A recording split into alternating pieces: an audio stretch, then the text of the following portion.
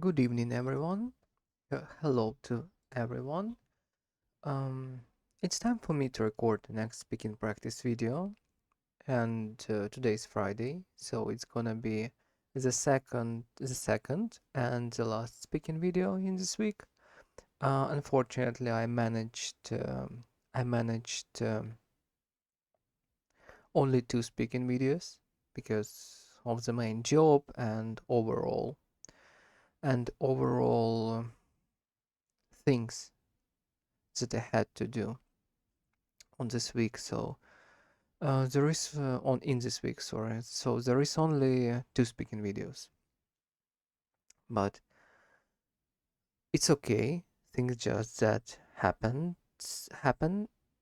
Things like just happened, and I just uh, I just should to continue moving and do not pay much attention to it. I mean, to that I did only two, not three, as I usually do. Things happens and different day, different tasks, different energy storage, different energy storage for every day. Uh, I mean, y- it's a different amount of energy battery for every day. Yes, that would be more right. It's just energy storage. But here I am. Here I am recording next speaking practice video. Despite that, I'm not really kinda feel to do it today, but what I can do with it. In my life now, only two choices I have: to do something and become a little bit more skillful, or do nothing and stay the same. Yes, and I prefer to choose the first option, at least to do something and change a little than do nothing and stagnate. Yes, it's inappropriate for me now in my current situation. So, without further ado, let's start answering the questions. Do you prefer studying alone or with others? Why? Actually, now I don't have a choice, so I'm studying alone. But I think it would be much more productive for me if I would be able to split, for example, a couple of lessons in a study group. I mean, on a courses, on an English courses, for example, and couple of days just on self-practice and self-studying. I think it would work. I think it would work the best um, in a combination. Yes, in a combination, in a pairing. Of course, self-studying also very productive, but combination of these two types, studying alone and studying in groups, at first would make my studying more variable, more engaging and interesting. Um, I mean, it brings a little difference, a little freshness in it. Yes, just like changing the places of work or changing the types of input and output, changing the types of lessons. Yes, types of exercising and activities. It just freshen you out a little, freshen out your routine or freshen on your routine. Yes, yes, freshen on your routine a little. So, as my answer is, I would love to not prefer only one thing. I would prefer do two things. Split split it during the week. Yes. So I have no one preparation. I would love to study and alone and with others. Yes. What kind of job would you like to have in the future? Um, 3D animation, 3D animator for video games. I would love to create animation presets that will actually be inputted in a video game. Yes, that's what I learn now, and that's what my future desirable job offer and job position is look like. If you could work in any country, which one would you choose and why? Difficult question for me because now I have work experience, but this work experience, why it's difficult question? Because now I have because in this 3D sphere, in this 3D field, professional field, uh, to join this field, almost always you need already. I mean, to get a job offer, you already need to have a work experience in 3D animation, exactly. But in my case, I don't have a work experience in 3D animation yet. But I have a lot of work experience in 2D animation. That's actually not equal, I mean, for this field.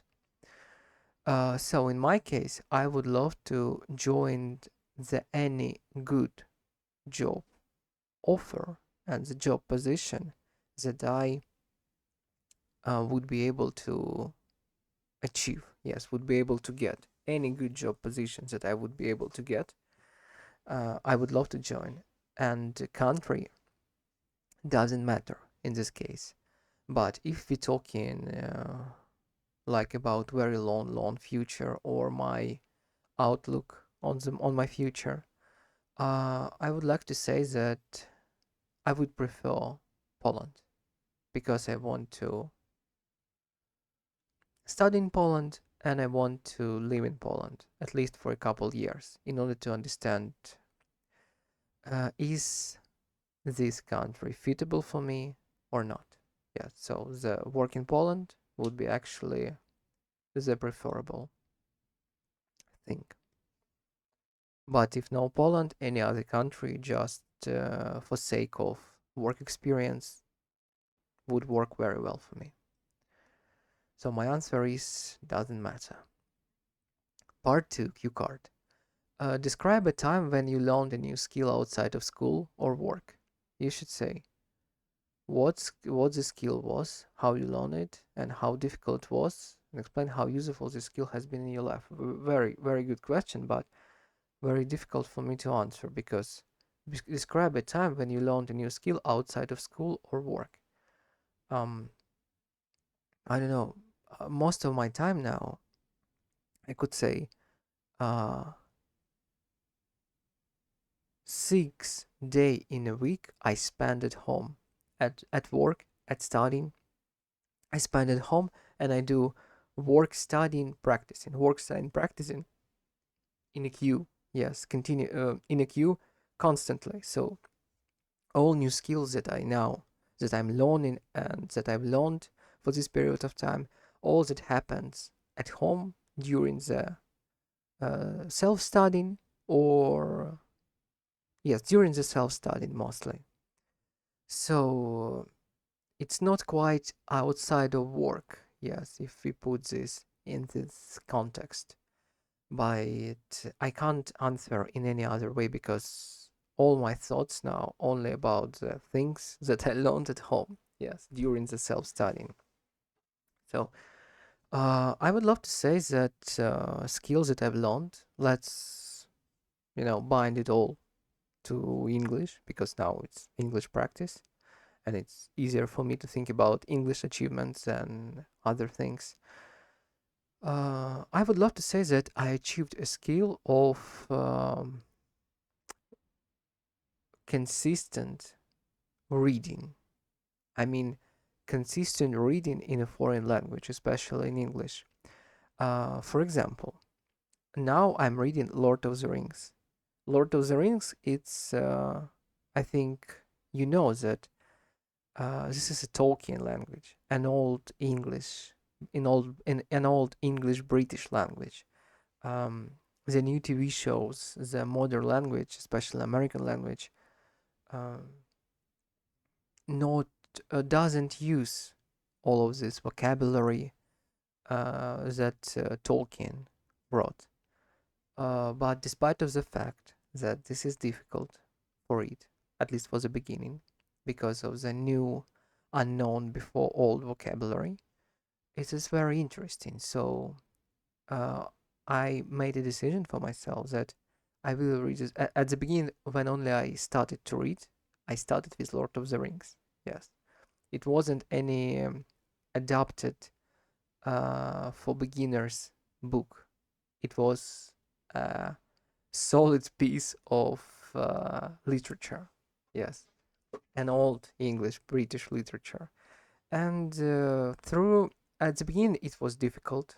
I barely understand anything, but during the months I start understanding more and more and more, and now I'm actually reading almost without pauses, almost without dictionary, because I understand most of the words, most of the context. And that's only thanks to my resilience, conviction, and desire to read this book at the beginning of my studying. Yes, and that's the skill. Actually, that's the skill that I adopted. The skill of endurance in reading the new text. If I don't understand most of the words in a new text, I still would read it. I still would work with it by hours, and I wouldn't feel myself giving up or exhausted. For me, it's just like a normal process. When I read new text, I don't understand some words, and I just use the dictionary. And by the period of time of reading text, of reading books, I just remember the new words that I haven't known before, and it helps me a lot. Yes, in a speaking, in reading, in vocabulary learning, in everything. Yes, so this actually the skill. I've been talking about the skill that I improved in myself, and also it's despite of the talking about skill, the things that I do by reading a lot of books, difficult books. It's by reading not books, but reading a difficult text, even if I need to put efforts in it at the beginning. It's actually a very good method of learning language, at least of learning vocabulary, and improves the ability to engage in language for a very long time. And you are free to use it for yourself. Yes, I discovered it for me by, I don't know, just by simple practicing and analyzing what I need to do in order to start reading. Yes. Honestly saying, I've started.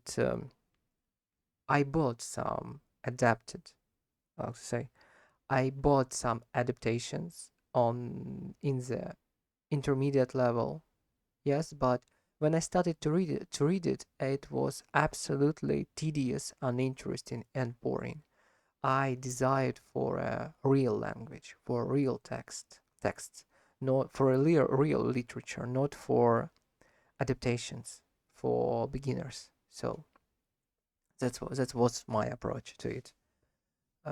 Maybe for someone the adaptations would be work better, but for me, only only toil, only difficult work at the beginning with the original literature actually works.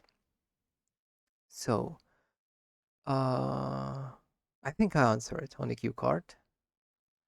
Explain how useful this skill has been in your life. I can read English text, and despite and the difficulty of the text and difficulty of the words, a difficulty of language do not scare me anymore. I know that I can translate, and during the time I will feel myself absolutely not fluent quietly, but confident in this, in the listening and reading this original text. So I'm not scared anymore. I just know that I need to push through this barrier. And after the pushing, I feel myself absolutely comfortable. Yes.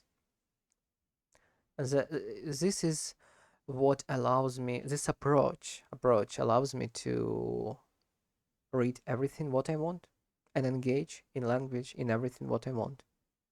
Yes. So I think this is very useful because sorry, I think I already explained, by let's say it again, because I have the ability to read and listen almost everything in English, and the difficulty do not scare me, do not demotivate me, only gives me more drive to push through this barrier, through this language barrier, as fast as possible. Yes, very helpful skill in studying, very helpful approach in studying. Okay, so we came to part three, discussion questions. And as you remember, the discussion questions is the questions on the level of C1, the level that I haven't reached yet. So I might do a lot of pauses, gaps, and even logical mistakes during answering these C1 questions. But I can't help myself. I feel that this is a high level, but as I said earlier, I developed the skill of not be scared of language barrier and the complicated text and words. So not to be uh,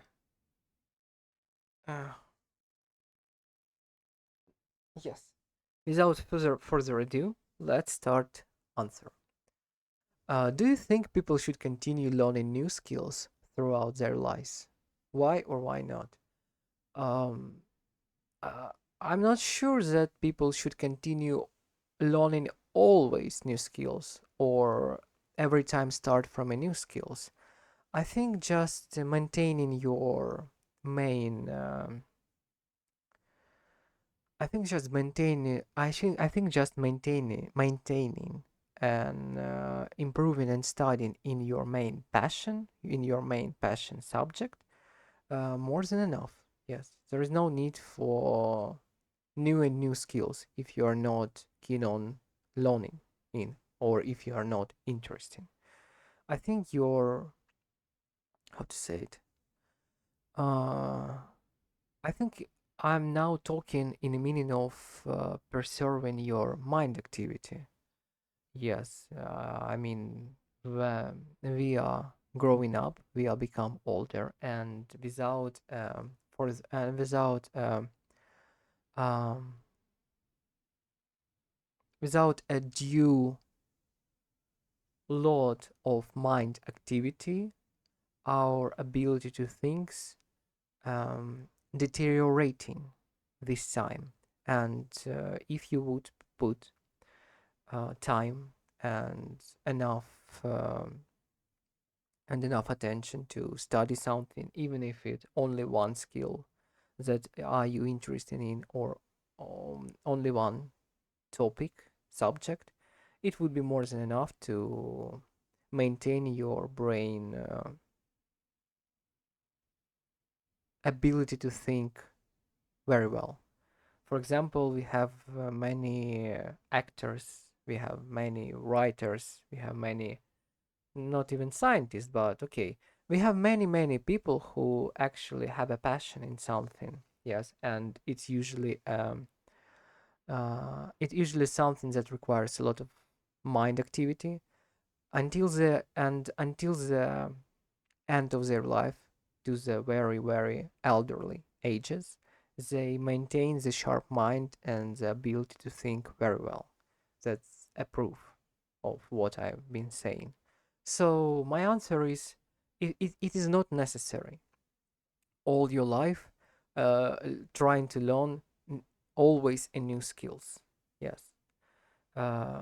It's not a necessary, yes, but if you want to, if you feel yourself keen on learning something new, why not? Yes.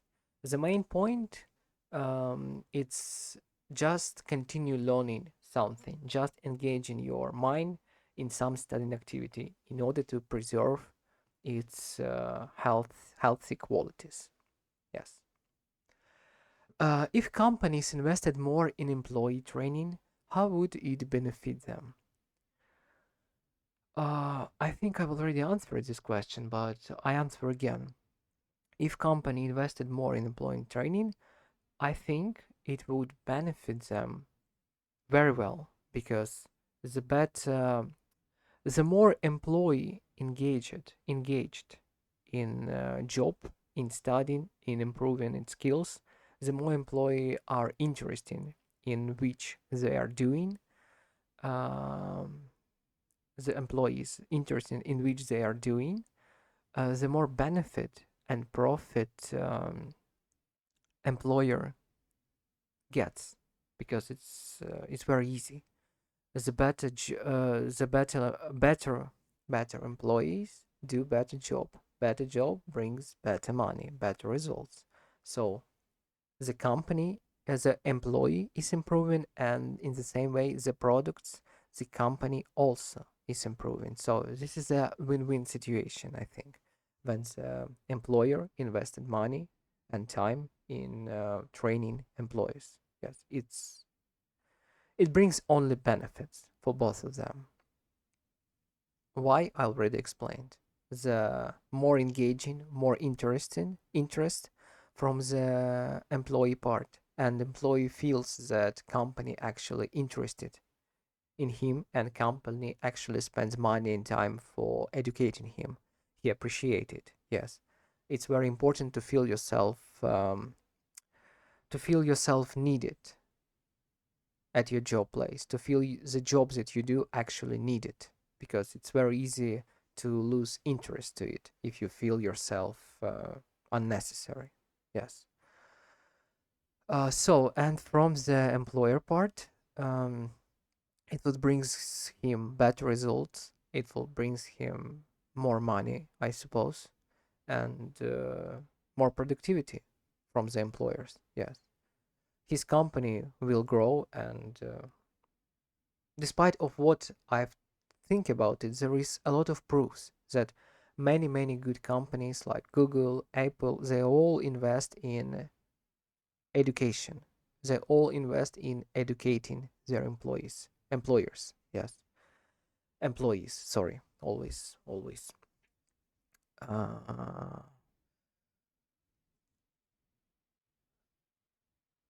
always mixed. Oh, I always mix up these words. Employees.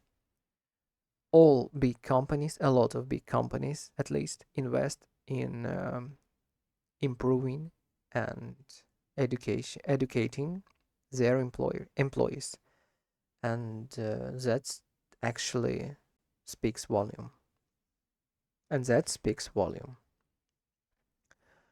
What are the advantages and disadvantages of doing an internship before starting a full-time job? The advantages that you are gain experience. The disadvantages is that you gain a little amount of money, or you not earning money at all. Yes, you're doing job for free, only for experience exchange. And this is a disadvantage because usually when you do internship, you still studying in the university, so you have to split your time between studying at university, preparing to study at home, and also doing the job. It's a lot of tasks, and it might exhaust the person extremely high. And the lack of any financial support at this moment, I mean, no money from the job, demotivates and make lives even harder. Demotivates and makes life even harder at this moment. So you might imagine it having a full-time study at the first part of a day, then having a couple of hours of internship until the evening, and when you're absolutely exhausted, you want to rest, you still have to do some tasks, in order to prepare yourself for the next day in university. So it's actually like running in a or like running in very it's like running a marathon without ability to proper rest. It's difficult, yes, and there is no much uh, how to say it. There is no short benefit from it. There is no short rewards. Yes, it's have it's have its positive sides. It's have rewards, but these rewards are on in a long term distance. Like you get an experience, it will raise your chances to get a better job. You will gain something else. You know, you will have recommendations. It's like it will bring it. It will. It's not for nothing. It gives you. It gives you skills. It gives you the beginner level of skill. It gives you experience. It gives you more chances to get a better job. But it all will happen after you finish the university, after you finish this internship. It's a long term reward. So it's hard to maintain this. So it's just hard to maintain, yes, because of it. Because there is no short rewards. Yes, it's hard to maintain. I understand it very well because now I'm studying English already for 2 years, surely already for 2 years, and I still understand that I'm close to the final result, to the getting a job, but I'm not I'm not full ready yet, so I need practice even more now, even more intensively. Yes, I need more practice. I feel it. Despite of the fact that, in spite of the fact that I've already been investing 2 years in this subject.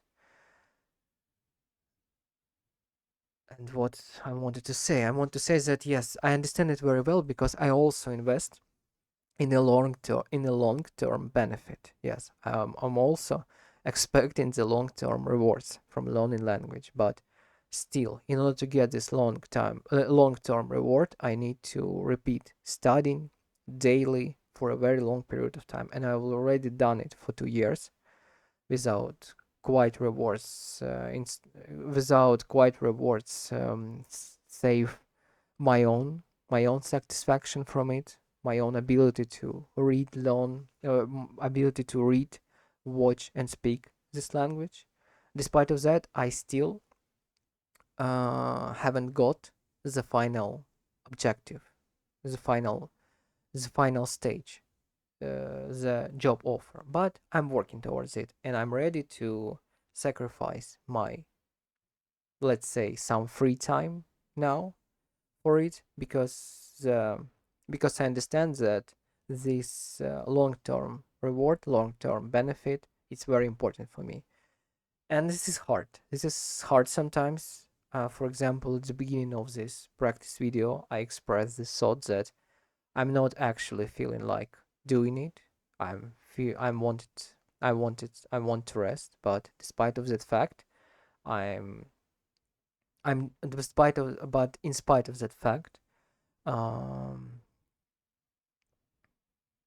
I'm doing it.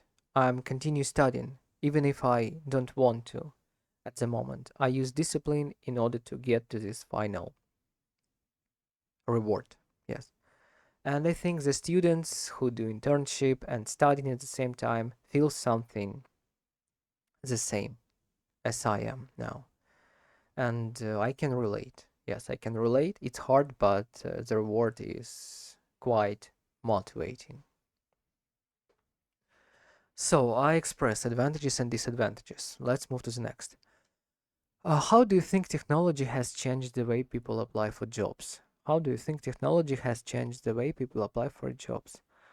Um, very, very effectively, actually. Now you can apply for a job just by putting your CV uh, on the sites like LinkedIn or other looking for work sites, and you see the jobs offers that company post on this site. You can apply for them. You can apply directly to the company by sending your CV and portfolio, in my case, just directly to the company mail address. And yes, this is actually all. The technology made it much more simpler to reach the job offer, to reach the job opportunity, and to connect and communicate with HRs as well. You can. It's very simple. You can seize all this recruiting process just by sitting at your home. Yes, you just simply can turn on the PC, turn on the webcam, plug in the microphone, um, and perform a job interview. Yes, with another person through internet. It becomes much more convenient and easy to do. And this is my answer. If young people had more opportunities for apprenticeship, how would it affect employment rates? If young people had more opportunities for apprenticeship, how would it affect employment rates? Unemployment rates, yes. It's hard to answer, really, because it's not my professional field. I really don't know. I think I deem, or I can assume that I can make an assumption that it would affect the rate in a positive manner. Yes, I mean the unemployment rate would go down. Yes, and the more and more people will get employment. But I really don't know. It depends on many factors, like the amount of the companies, the amount of job offers, uh, how much money are invested, how much money brings this professional field that you're aiming for. Many factors actually bound to it. So even if I could say, even if there would be a lot of apprenticeship opportunities, the eventual job positions might not be able to cover all this new all these new apprentices. I mean, in order to give them a job place, a job offer. Probably there is no a job offer at all. Yes, there is no free places now at the companies, at the field, and despite of the fact of apprenticeship, there is no job offer afterwards. But because simply there is no need for new professionals now. There is no free space. Yes, and this was my answer. Do you believe academic qualifications are more important than practical experience when getting a job? Why? Um, despite of what I think and what I might deem, there is a statistics. There is a statistics. There is research, and according to this research, the 50% or even more of employers of companies don't ready to give a job to the student without an experience. So, despite of all your academic qualifications, you already need to understand that 50% of companies not gonna make you prior, not gonna give you a full paid advanced job offer and job position because of your lack of experience. So I think in that case, the answer is very easy. The practical experience is more important for getting a job, at least in my field. But there is also some professions that uh, requires obligatory academic education, like teachers, medical staff, doctors, some technical things like engineers. They all, in order to get to this job, despite of the fact have you practical experience or not, you need have a diploma. You need have a finished academical studying. This is obligatory. Yes. Uh, that was my answer. The next question: how do scholarship influence students' motivation to study harder? I forget what scholarship is about. Let's Google this.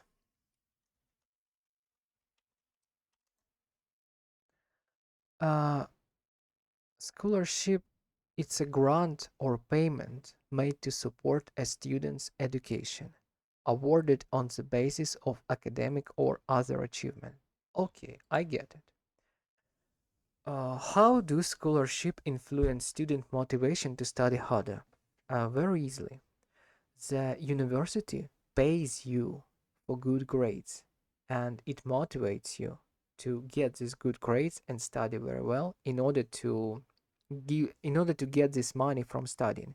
I mean, you don't need to have a half-time job to maintain your existence. Yes, to pay for food, for clothes, for rent, if you are from another country. The university actually already pays you some sufficient amount of money for cover these needs, and you can spare all your free time that you have in the studying. Yes, you can concentrate fully on studying, and this is actually very well.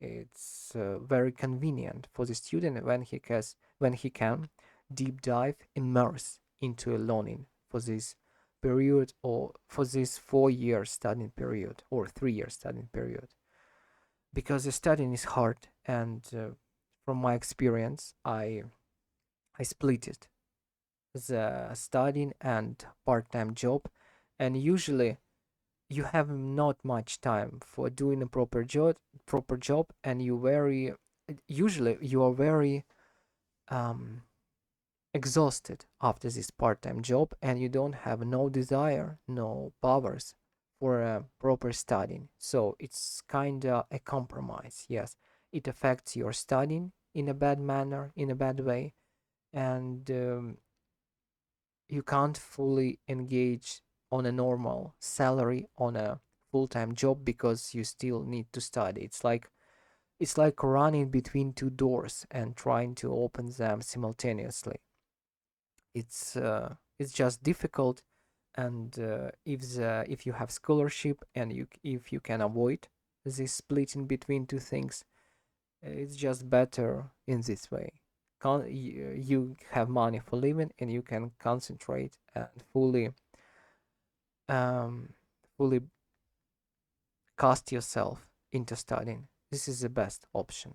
Yes, and it affects motivation a lot by this way. It gives you the opportunity to study and do not struggle on a half part time job. And also, like an additional detail, the matter of fact, usually these term part-time jobs, absolute absolute crap, absolute bullshit, hard, and do not brings you a lot of money. It's just a necessity most of the time than an desirable decision. And the scholarships and as I said, sorry for repeating myself, the scholarship gives you the opportunity to not cast yourself into this unnecessary toil and fully concentrate on your subjects, on your professional way, on your professional field that you choose for yourself. Yes. So this was all 10 questions in this speaking practice video.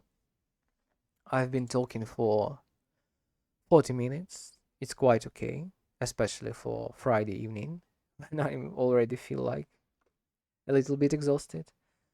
But it was good. I feel myself much more better now. I feel myself good that I pushed myself, that I overcome my that I overcome my tiredness.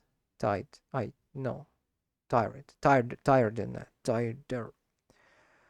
that I overcome my feeling of exhausting and managed to record this speaking practice. Thank you again for watching this video and see you in the next. And before I will go to rest, before I will go rest, I want to try pronounce these words that I failed to pronounce. Tired, tiredness, tiredness. Yes. Goodbye for today. See you on the next week in the next speaking practice video. Goodbye.